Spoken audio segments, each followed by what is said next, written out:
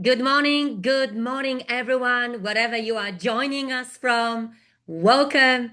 My name is Ivona Wilson, and it's my absolute pleasure to be with you today, be with you and spend with you the next hour. So, welcome to our webinar Why Big Projects Fail Before They Start, the four front end mistakes that doom capital projects and change programs. Ladies and gentlemen, I know everyone joining in today is busy, so I'm genuinely excited and I genuinely appreciate that you have chosen to spend this time with me. So, here is my promise to you. Over the next hour, I'm going to share ideas that completely change the way I look at projects. It's nothing complicated, it's actually quite opposite. But once you see some of those ideas, they are difficult to unsee. So, my goal today is not just to teach you the framework, but to make sure that next time you jump into leading a project or supporting a project, whether it's a capital project or a transformational or change program, you will start asking different questions. Questions that can potentially save months of work, millions of dollars, and sometimes even the entire project. So this webinar is for three groups of people. People who run projects, people who lead transformation, innovation, or change, and people who advise those organizations, consultants, facilitators, and advisors. So if you are one of those groups, you are in exactly right place. So here is how we're going to spend our time together. So first, I'm going to show you the four mistakes organizations often make before execution even begins. And then I will show you the operating system that can help prevent those mistakes if put in place properly. And at the end, I will spend a few minutes showing you how we teach this in our cohort, especially for those of you who want to go into more details. And then we'll have a Q&A and answer as many questions as we have time for. But whether you ever join any of my program or not, I really want you to leave today this webinar with something practical that changes the way you think about your own projects. That is my real goal. Okay, so before we begin, let me ask you this. Think about the biggest project you have ever worked on that was not successful, that did not go as well as you would have liked it to.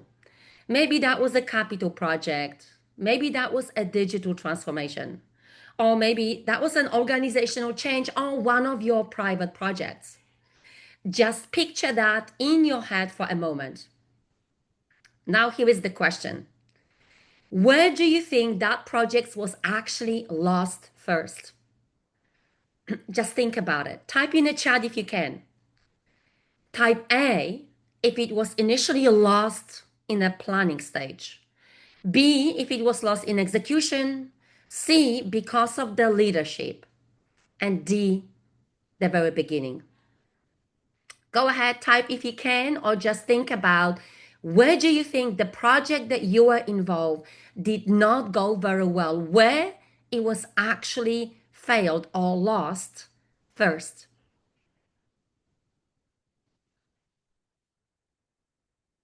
Look, there are no right or wrong answers. I'm just curious to know what you think. And interestingly, I often see mix of answers. It could be planning, could be execution, could be leadership. Sometimes someone says the very beginning. But today I'm going to suggest something that might surprise many of you. I don't think projects usually fail because of execution. I think execution simply reveals decisions that were made much earlier or decisions that were never made at all. And projects are often lost before execution even begin. And that's what we are going to explore today. I'm just,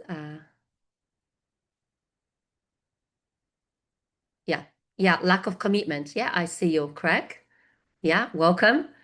Uh, okay, yeah, great. There is no right or wrong answer. So thank you for sharing your perspective. So look, why should you listen to me? So before I ask you to believe it, let me tell you where it comes from, where some of those ideas I'm going to share, whether they are front end mistakes or the actual operating system, where do they come from? Look, I did not invent any of this. I learned this. I learned this initially spending 10 years working for Woodside Energy in Australia, supporting major capital projects. Before that, I spent 10 years working in quality assurance in the UK for the major EPC companies. And the work, especially in Australia, was really incredible. And I feel very fortunate that I had a chance to work alongside incredible people who, guess what? They were not working in project management. The people I was working with, the entire job was to improve the quality of decisions for projects before those projects would receive the final funding. So I worked with assurance specialists, project development engineers, sponsors, executives, functional managers, and framing facilitators. People whose responsibility was helping organizations answer one big question: are we about to invest in the right project right now? So that was 10 years working in Australia. And then when my family moved to the States, I discovered there was an entire community, international community, working in that space, the Society of Decision Professionals. And that also at that time, a couple of years ago, I traced back many of the ideas I shared, especially one of the favorite tools I use, to the originators of the tool, the originator of the stage gate process, Scott Edgett and Dr. Robert Cooper. So I spent over 15 years applying many of those ideas across oil and gas, renewables, infrastructure projects, and increasingly more work around business transformation and organizational change. So, really different industry, different teams, different projects, okay, geographically different locations. But I saw there are the same patterns, exactly the same challenges that show up. And that's what we are going to talk about today. And for those of you who've not heard me before and you still wonder where my accent is from, I was born and raised in Poland, and I lived and worked in the UK, Australia, and right now I am based in Houston, Texas. So, what about you? Who is in the room? So, before we go further, I would love to know who is here today, who is listening from the YouTube channel or from my own platform. So, type one if you are someone involved in projects, type two if you lead change, innovation, transformation type programs, and type three if you are advisor, consultant, or a facilitator.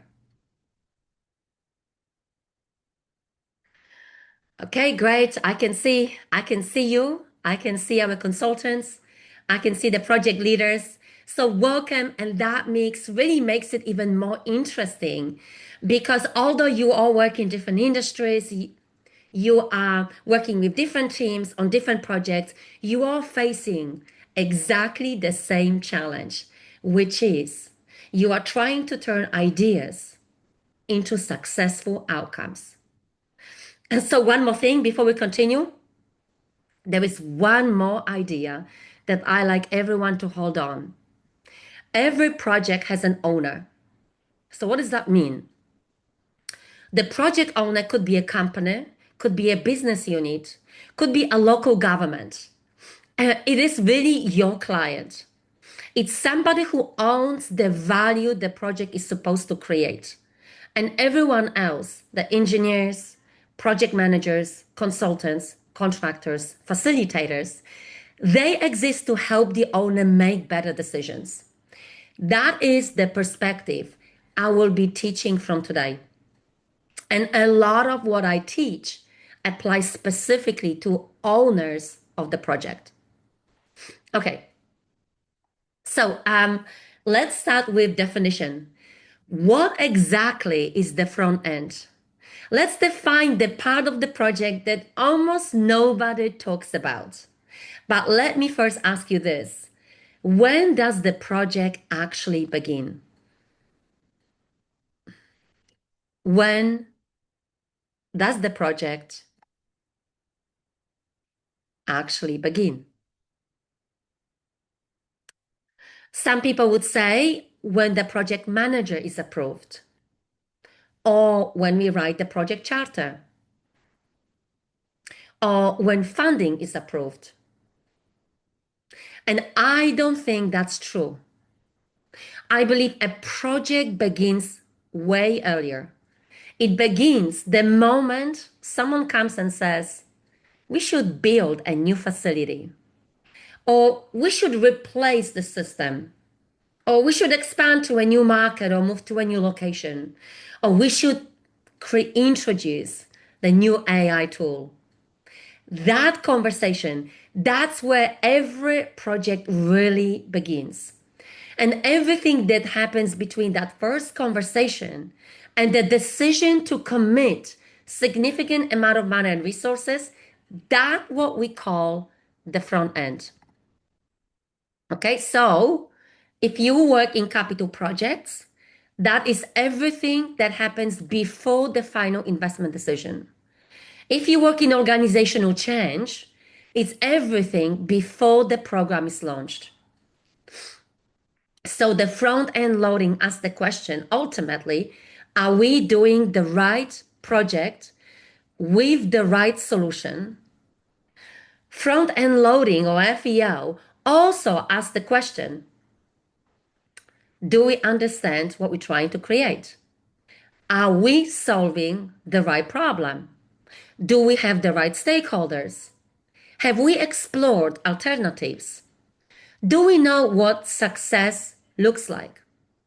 Do we know decisions that need to be made in what order?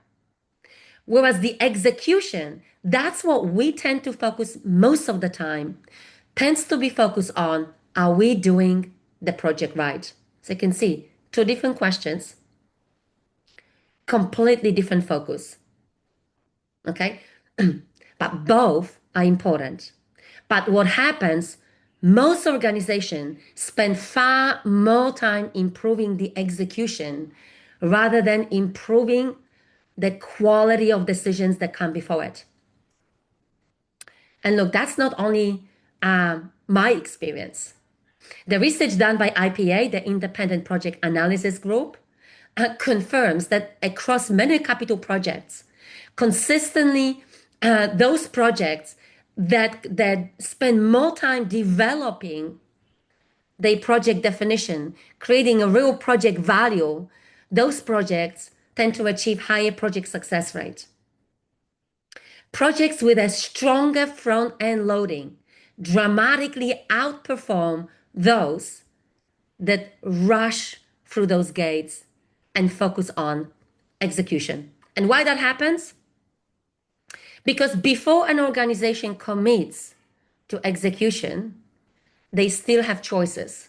They can change direction, they can improve the solution, they can even stop. Okay? But once the execution begins, those choices dramatically become more expensive. And that's why we say that the value gets created during front end loading. And after the sanction, you are mostly protecting the value you've already created. Okay, so this picture comes from IPA, the Independent Project Analysis Group. So why this matters more than ever. So if the front-end loading is so important, why organizations still struggle? So if you look at the current state of projects, if you look at what you see is that projects becoming more and more complex. We have new kinds of projects. There is more uncertainty. We're talking about AI. We have new regulations. We have supply chain disruptions. We have wars, instability, but also most organizations experience internal challenges like silos between different functions or mergers of organizations of different cultures. So projects aren't becoming simpler, they are becoming more and more complex. And what we also see, there is a becoming bigger capability gap. So many organizations are still making decisions the same way they did 20 years ago. And because of the increasing complexity and uncertainty in the market and inside our own organizations, that's why I believe the understanding of the front end has never been more important. And there is another reason that is very important to mention. AI, as you know, is changing almost every profession. And I don't know about you, but I often get requests from LinkedIn, people asking me, how can we speed up front end loading using AI? And what is incredible, surprising to many people who I respond is that I truly believe that AI is powerful. But if you have framed the wrong project, if you set the wrong direction to a project, AI simply helps you execute the wrong project faster. So before you automate those key decisions, you need to know how to improve the quality of those early decisions. You need to understand the operating system for those early phases. And that's what we are talking about today. So we talked about front-end loading. We talked about why this matters more than ever. Let's look at what actually happens there. Over the years, I've worked with different organizations in different continents, in different industries, with different teams, different cultures. And I keep seeing the same patterns over and over again. And not because people aren't smart or they don't care, but mainly because they were never taught how to develop projects before those projects enter execution. So in a moment, we're going to look at 4 common mistakes that happen right at the front end that impact capital projects as well as any change programs. And as we go through them, I'd like you to keep thinking about your own projects. Okay, so mistake number 1, solving before framing, or jumping into execution, or jumping into solution. So let me be clear, moving quickly, speed is not the problem. The problem is if you are moving your project very quickly to execution before you are confident what are you trying to achieve and before you're confident that you have the right solution. So as I mentioned earlier, every project begins with a conversation. So the question is, what is that conversation about? So way too often, it tends to be more about the solution. So we hear leaders saying, we need a new data center. We need a new hydrogen plant. We need a new AI solution. We need a restructuring across the business. So notice something. The solution has already become the project. Nobody stops to ask, what opportunity are we trying to create? What problem are we actually solving? How will we know we've succeeded? So here are some examples that occur across different industries in oil and gas, renewables, and or transformation. So let me just point into one of the situations we had with one of our clients from the renewable industry. So one of our energy clients selected a location for the project because it looked easier to obtain community approvals. And also the government funding was available. So the project moved forward without ever stepping back to reflect, is this actually the right opportunity? So that funding became the strategy. But later, when the community opposed and the funding stopped, the project collapsed. So now the team, when they looking back, they blame the politics and they say the project got stopped because the politics changed. And I really believe that the project was already in trouble way before the politics entered the picture because nobody framed the opportunity. And if you follow the current data, you can see similar patterns happening with data centers across the world. The same happens in oil and gas, and the same happens in transformational projects. In transformational projects, the leadership would say, well, we are implementing a new system. They approve the manager, the charter is defined, the schedule is created, everyone gets busy. But nobody's stopping to ask the question that should come first. What business problem are we actually trying to solve? What value are we hoping to create? Where is the value going to come from? What options are we considering? How do we know this is the right solution? And then 18 months later, all of a sudden, we have an adoption problem. Maybe, maybe not. Okay. Very often, it's a framing problem that never happened. So here is the thing, is the sentence I want you to remember. When the solution is the project name, the framing conversation never happened. So you see different industries, different team, different projects, but you see the same patterns. Once the team fall in love with a solution, they are on a different track. Okay, the second mistake is assumptions are treated as givens. So here is the thing. Assumptions are not bad or good. Every project begins with assumption. We couldn't move forward without them. We make assumptions around the past. We make assumptions about technology, about markets, customers. We make assumptions around cost and schedule, stakeholders, regulations. The problem is not having assumption. The problem is forgetting that they are assumptions. So the same happens in different industries, oil and gas, renewables, or transformational projects. Have you ever heard someone say, we've done this already?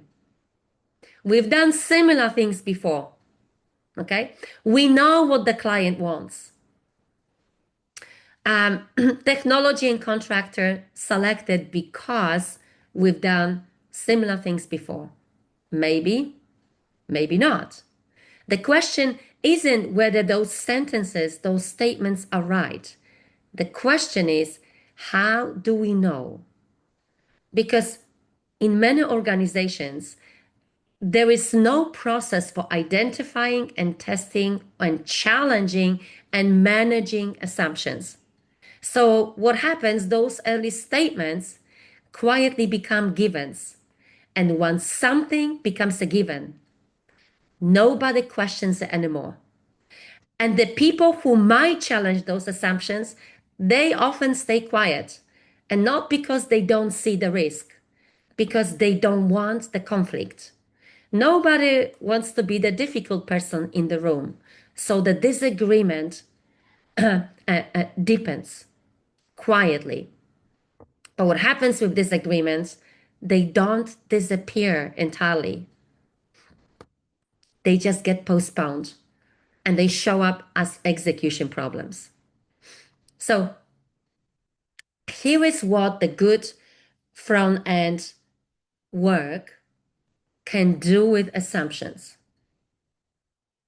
Every important assumption goes through 4 simple steps. We identify them, we test them, we challenge them, and we manage them. Some of them can be a risk. Some of them need to be decisions that needs to be made. and some of them will relate to the past. Some of them will relate to the future. But the key is that we need to decide how we are going to manage them. Because those assumptions, they don't just affect technical decisions. They affect everyone in the project, especially the people. Okay, so mistake number 3, stakeholders align too late. So here is my favorite question. Type yes into the chat if you ever heard this sentence before. We should have been involved earlier. How many of you heard someone say, We should have been involved earlier. That's right. We've all heard this. And sometimes we said it ourselves, right? So what typically happens, the leadership starts the project team develops the solution. Everyone gets busy working on a solution. And then once the project is announced, operation hear about it, finance hear about it, community hears about it, middle managers hear about it, people whose jobs might be affected hear about it. And then suddenly we see resistance. People say, oh, those stakeholders are difficult. But here is the thing I want you to think about. People need to be difficult. They're supposed to have opinions. Their job is to protect their business. Every stakeholder needs to protect their people, their budget, their customers, and their agenda. That's exactly what they pay to do. The problem isn't that the stakeholders have the agenda. The problem is that we have never discovered those agendas, why there are still real choices open. Okay? So the stakeholder engagement doesn't begin after the project is approved. It needs to begin at the idea stage during the opportunity framing. During this time, we ask questions. Who are those key stakeholders? What are their interests? What do they care about? Who can influence our key decisions? Who will be affected? What do they need? What do we need from them? Where might we disagree? So notice, I'm not suggesting we invite everyone to the room to every workshop. That's impossible. But what I'm saying is we deliberately want to understand the stakeholder landscape before major decisions are made.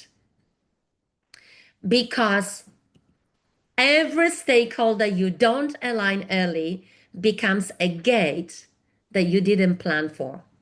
Okay, and that's a lot what we can learn analyzing, watching the story in renewable industry. Okay, the fourth mistake, the last mistake we talk about today, decisions by drift. The fourth mistake is probably the hardest to see because when everyone looks busy, work is happening, okay? The engineering is happening, the meetings are happening, studies are happening, reports are being written, everything appears as it's happening. Everyone appears as, having something to do. There is a movement. We feel like we are making the progress. But here is the question. What decision is all this work supporting? That question relates to oil and gas industry, renewables, business transformation, and any other question. And often nobody knows. Some of the studies the teams are doing are starting far too early before the organization is ready to make the decision. Other studies arrive too late when the decision should have already been made or have already been made. Why? Because the work wasn't organized around decisions. It was organized around activity. So let me bring this into the one key information. So those four mistakes have one root cause. They are not just mistakes, they are symptoms of poor front end loading. Good organizations don't organize work first. They organize decisions first. Decisions determine the work, not the other way around. And we prepare for the next decision. And that's what we call the decision gate approach. That's exactly what I'm going to show you next. Because once you understand the operating system behind successful front end development, those four mistakes become easier to prevent. So we prevent them not through better project management, but through better decision making during the front end loading. So if those four mistakes are so common, what do the best organizations do differently? That's the question I started asking years ago. Surely there had to be another way, and there is. And what I discovered completely changed the way I think about projects. The best organizations don't simply manage projects differently. They make decisions differently. They use an operating system for developing projects before those projects enter execution. And one that deliberately slows down the beginning so the rest of the projects can move faster. So, this is the picture I wish someone had shown me 20 years ago.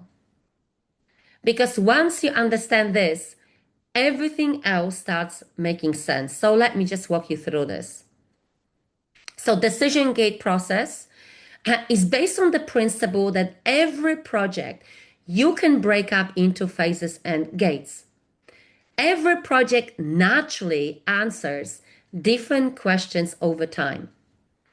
So we start with an idea, and in the first phase, in the assess phase, we are asking, should we even pursue this opportunity? How this project fits our strategy? Where is the value going to come from? In the second phase, we ask, which concept should we choose? And then, is this concept mature enough to invest millions or billions? Then in capital projects, here is our FID decision, final investment decision. And then we ask, are we ready to execute? And then, are we ready to hand over? And then eventually we ask, did we achieve what we set out to achieve? So each phase exists for one reason only, to prepare for the next decision. And that's why between every phase, there is a decision gate. That's the moment where leadership gets together and they look at evidence, they look at what work has been done, what's the plan for the next phase, they look at options, risk, and they choose one of the four options.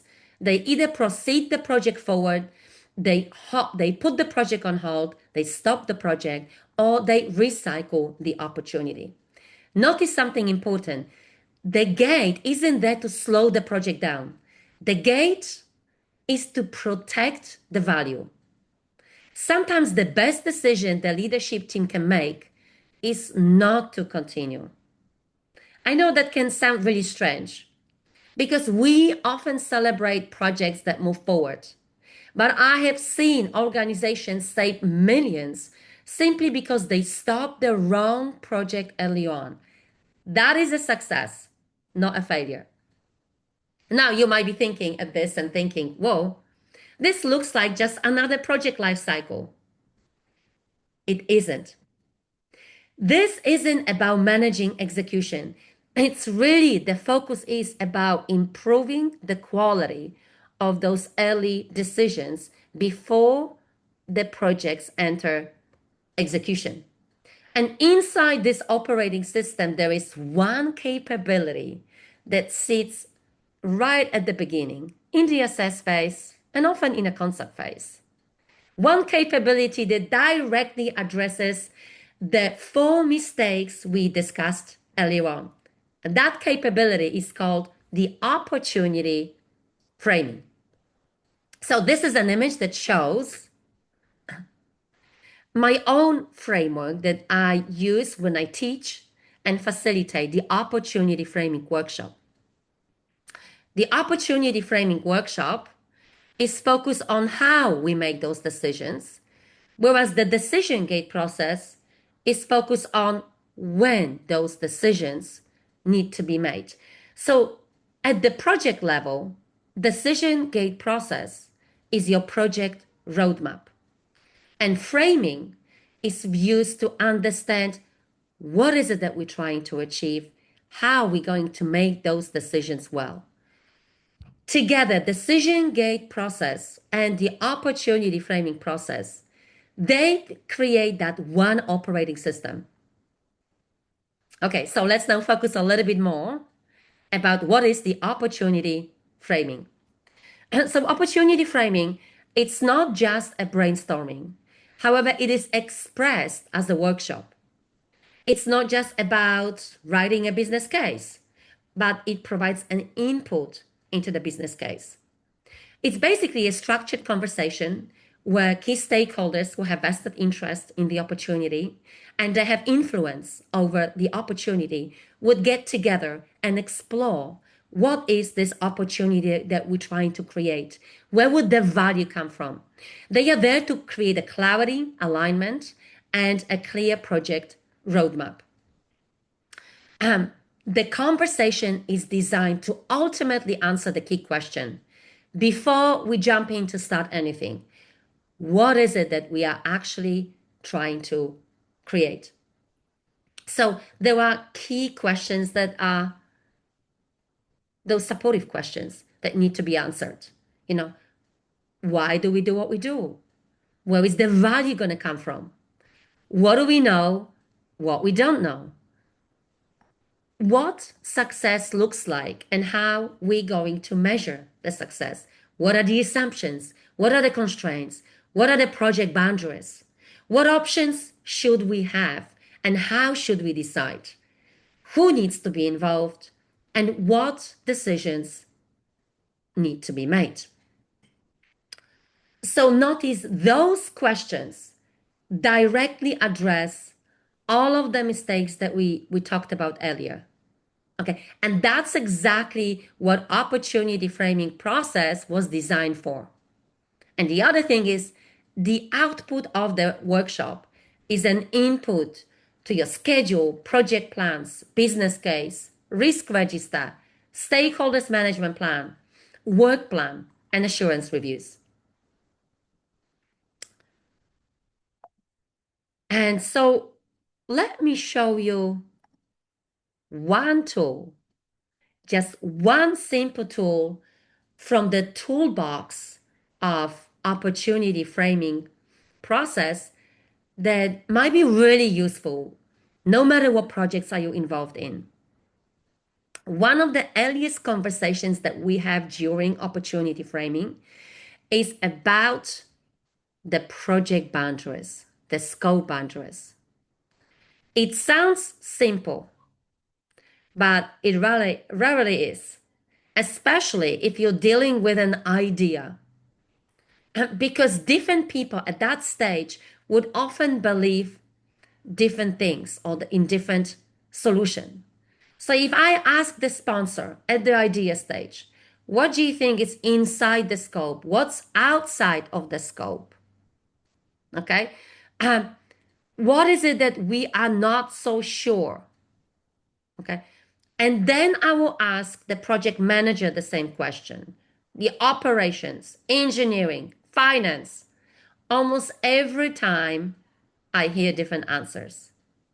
And now imagine discovering that difference 12 months of engineering or after your contracts have been awarded. That's going to be incredibly expensive. But discovering it today during the idea stage, before you committed to a solution, okay, that's going to cost almost nothing. So let's make this a little bit more practical. So for a moment, think about your own project. And looking at the scope boundary tool, I want you to just focus on what's clearly outside of your project scope. Think about the project that you are involved in. It could be a capital project, it could be a change project, it could be a private project. What is clearly outside of your project scope? And notice how quickly you are making the answer. So here is my next question. Does everyone involved in your project have the same answer? Or would different stakeholders describe the boundaries differently? That's why we are having those conversations early on, because alignment is relatively cheap. Realignment is not.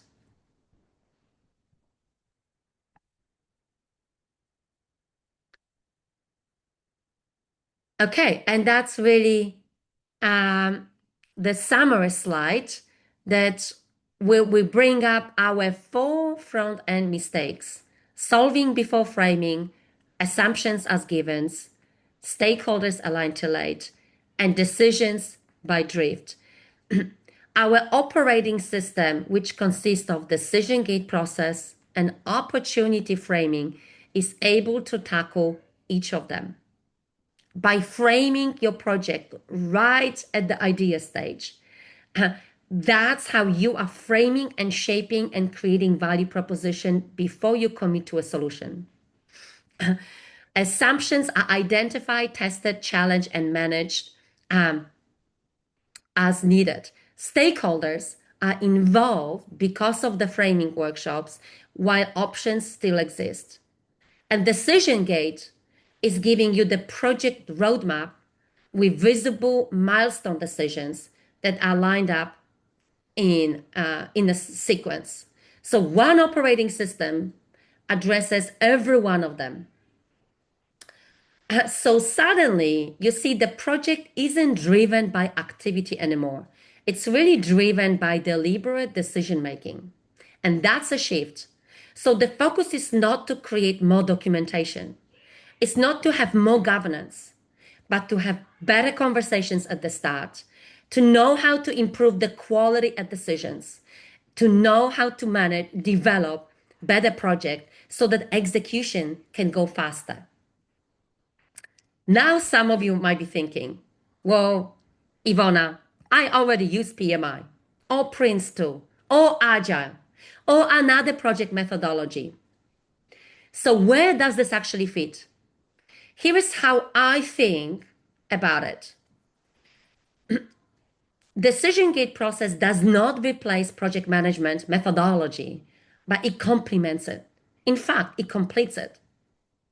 So if you compare those two, you will see that project management is brilliant at helping teams deliver projects well because the entire focus is on execution.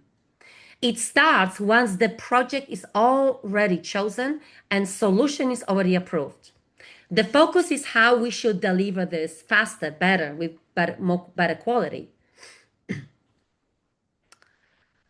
However, decision gate process doesn't replace any of it. It complements it because the focus is this the right project? Is this the project with the right solution? Okay, that's the question that we should be asking first, because that's where we have the greatest influence on your project. So decision gate process helps us to do the right project with the right solution by focusing on the front end, the initiation stage, and the framing stage. Making sure that your gates are the real stop, go or no go with clear criteria defined upfront. But project management is really about helping us to do projects right.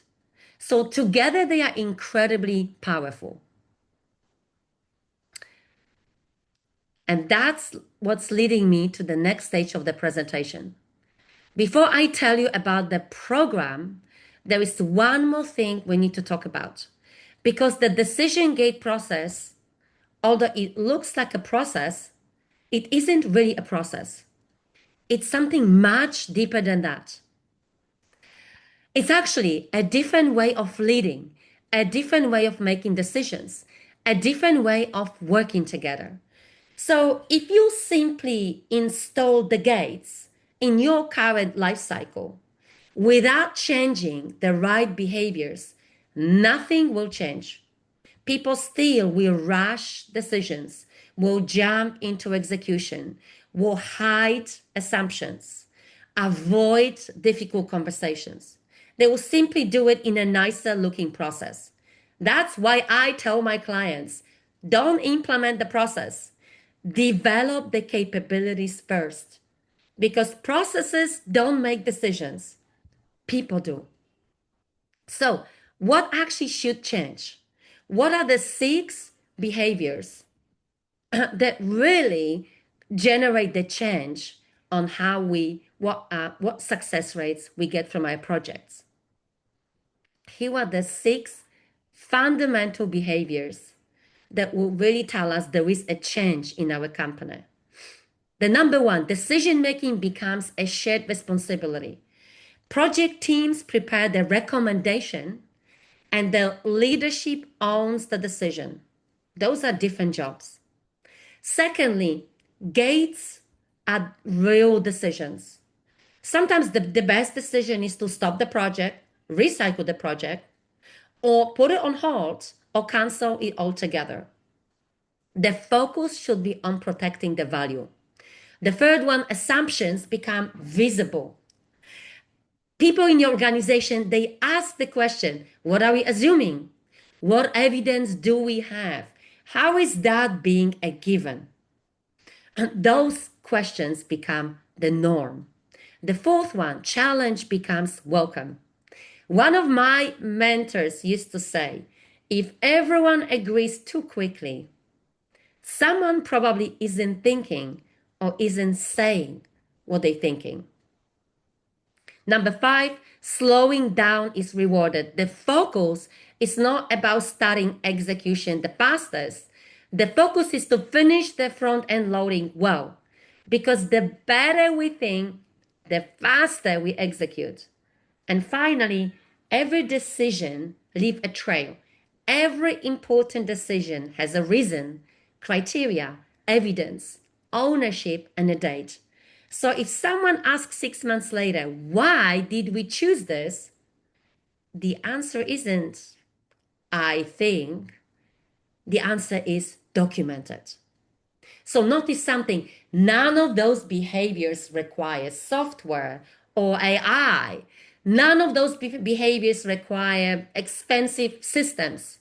They require a different way of thinking. And that's exactly what we practice inside the cohort that I'm going to talk to you about.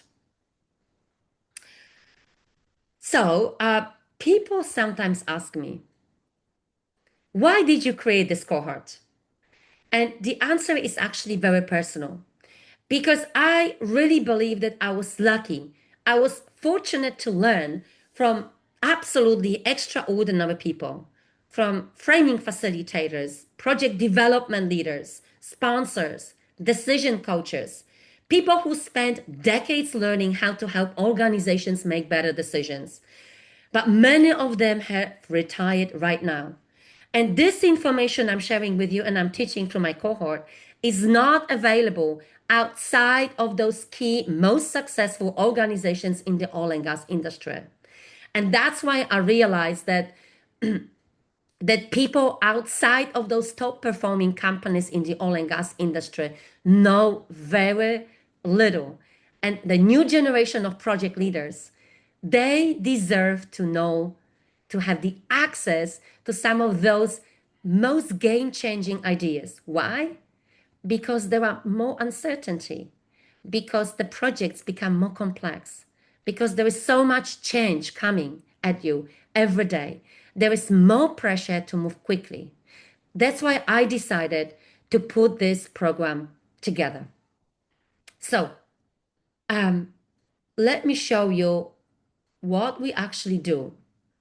So this is for those of you who want to get into details and know how we teach and how we share this information through a 10 weeks live program. So we work together week by week, 10 2 hours long live session using real projects and case studies. So we begin by understanding the complete decision gate process first. We focus on the operating system first, because once you understand the whole picture, every tool suddenly has the context. So you know how the system works, how to scale it, how to create roadmaps, how to use it for any type of projects. Then we focus on decision quality. How do great organizations make better decisions? How do you recognize a poor decision before you know the outcome? How do you integrate risk and assurance into your project governance? How do you use the tools such as decision quality wheel? And then the opportunity framing, which is the core of the program. We dedicate 4 live sessions to teach you 12 core tools using our templates, our case studies, and your own projects. Because you really learn by practicing. And then the other aspect, my favorite part of the program, is the capstone. That's where you present your project to our mock decision review board. And just like you would inside a real organization. So you present your framing report, and sometimes you are challenging someone else's project. So you get to experience both sides of the table, and that's where confidence grows.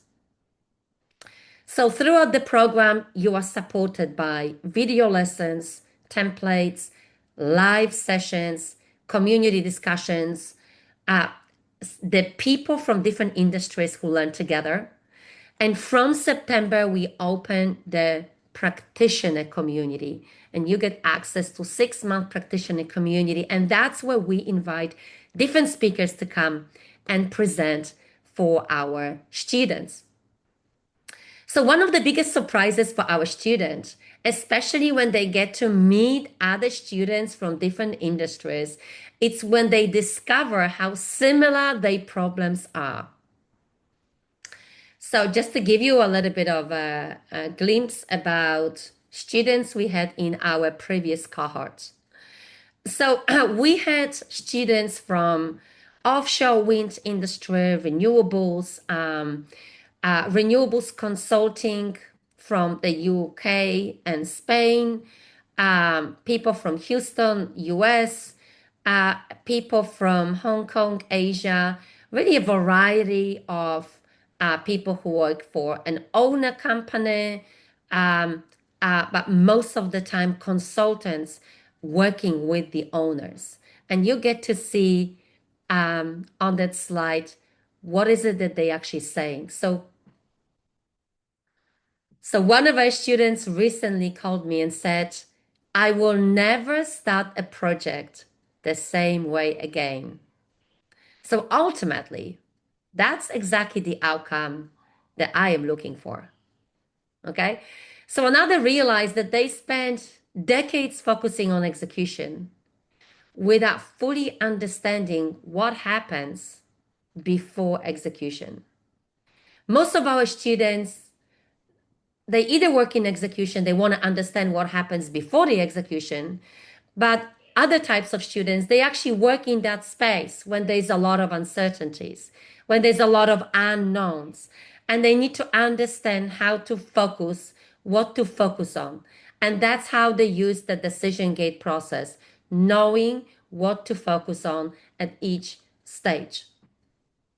And I love that when Jillian said this program is really revolutionary for any group of people who need to make decisions.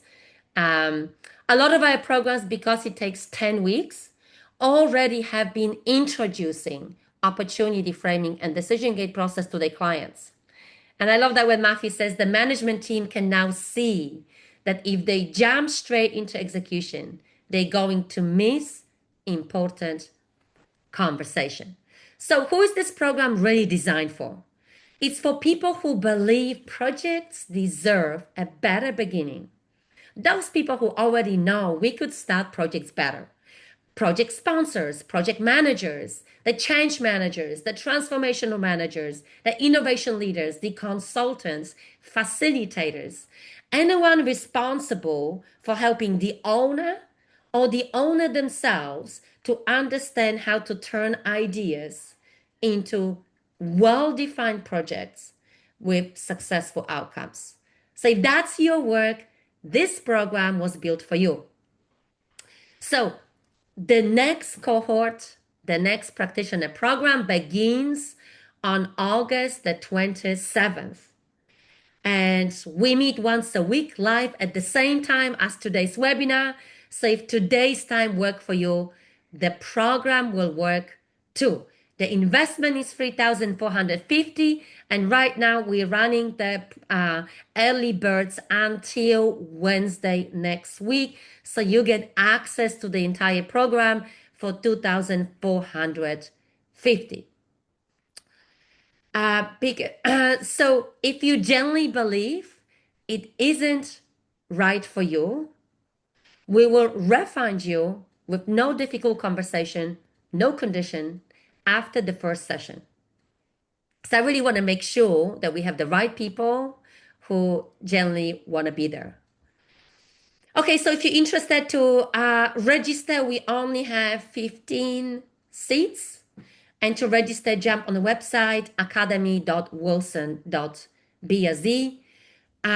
You use this website to either jump and get yourself a seat, or if you're still unsure, book a 20-minute clarity call, feed call with me, and we're going to talk about your project and see if that program is something that you want to do. Okay, so as we finish, I'd like to thank you again, not just for your time, but for the work that you do, making better projects for your organizations, for your communities. Because projects shape not just organizations, they shape communities, they even shape entire industries. And every better decisions made at the beginning create more value that lasts for years. So I hope today's conversation help you make a few more of those decisions or find better questions that you're going to start your next project. So again, thank you so much for being here. A lot of the concept I shared today is in my latest book, Where Projects Are Won or Lost, which you can find on Amazon. So thank you so much for being here. I hope to see some of you inside our cohort program, and have a wonderful day, everyone. Bye.